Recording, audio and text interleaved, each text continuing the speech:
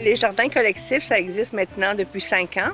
Ça a été créé à la suite d'une excellente idée d'une bénévole qui était déjà active avec le jardin collectif qui existe depuis 6 ans à Pointe-Calumet. Et elle s'est dit, mais moi, pourquoi j'en aurais pas un qu'on pourrait créer à Saint-Joseph-du-Lac? Compte tenu que je travaille dans ma vie professionnelle dans les enjeux agroalimentaires, mon nom a circulé autour d'elle et elle est venue me voir, puis je lui ai dit, ben oui, pourquoi pas. Alors, c'est comme ça que c'est parti. Donc, on a rapidement créé un organisme sans but lucratif. On a recruté des bénévoles et on était très surpris de voir que ça répondait à vraiment un intérêt dans la communauté. On a demandé à la municipalité un terrain, qui est le parc Varin. La municipalité a été très généreuse avec nous. La première année, elle nous a donné accès à beaucoup de services, des travaux publics. Vraiment, les travaux publics puis, nous ont beaucoup aidés. Saint-Joseph-du-Lac est devenu une communauté nourricière, la première dans les Basses-Laurentides. En fait, c'est l'objectif premier, c'est de soutenir la sécurité alimentaire dans la communauté. Parce qu'il y a quand même beaucoup d'insécurité alimentaire qui est en croissance même de plus en plus dans la région des Basses-Laurentides. Dans les faits, il y a beaucoup de familles qui se privent de bien manger.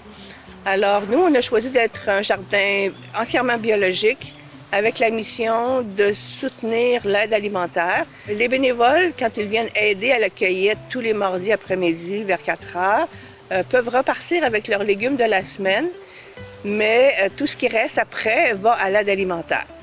Et c'est comme ça que depuis 5 ans, on fournit des frigidaires complets de nourriture. On commence d'ailleurs demain, là, on leur donne des pak choy puis des fines herbes.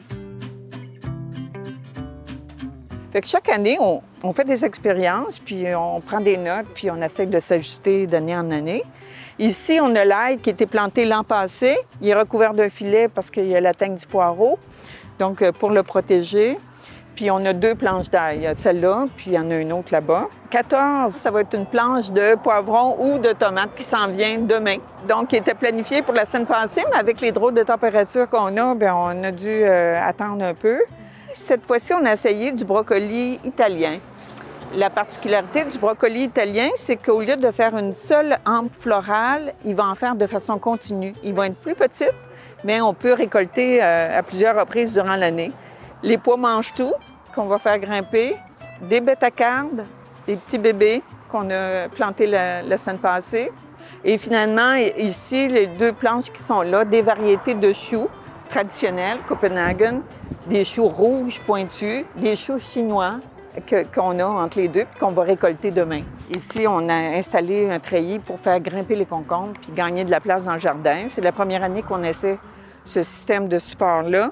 Puis ça nous a permis d'installer de la laitue. On gagne de l'espace de cette façon-là.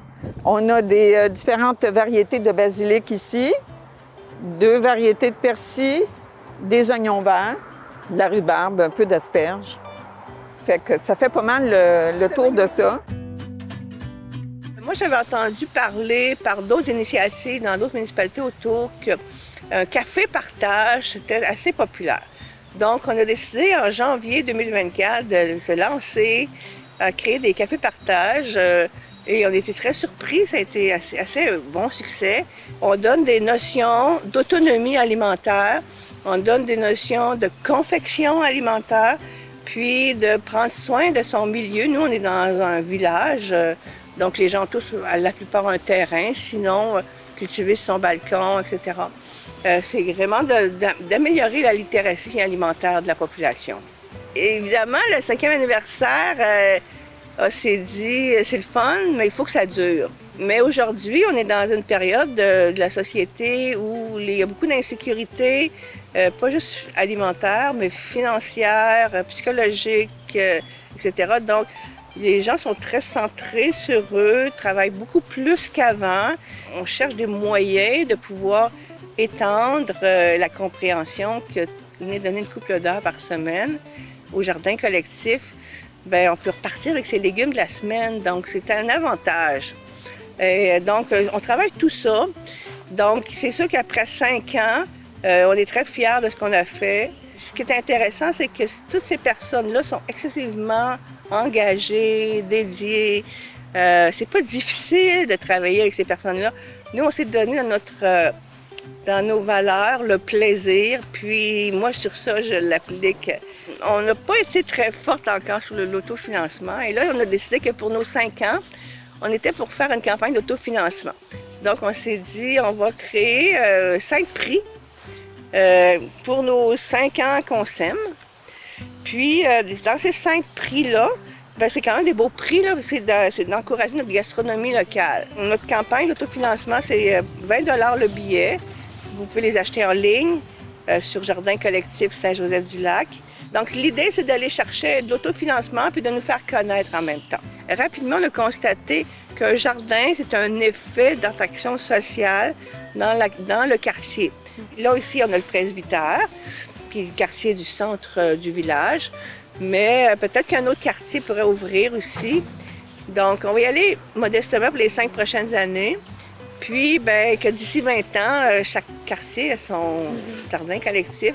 Puis que, jardin collectif serait comme un peu la maison mère et qu'on se réunit tout le monde ensemble, puis qu'on développe nos idées. Puis nous, on va avoir acquis l'expérience. Donc, on partage notre expérience, tout le monde ensemble. C'est ce que je voudrais qu'il nous arrive.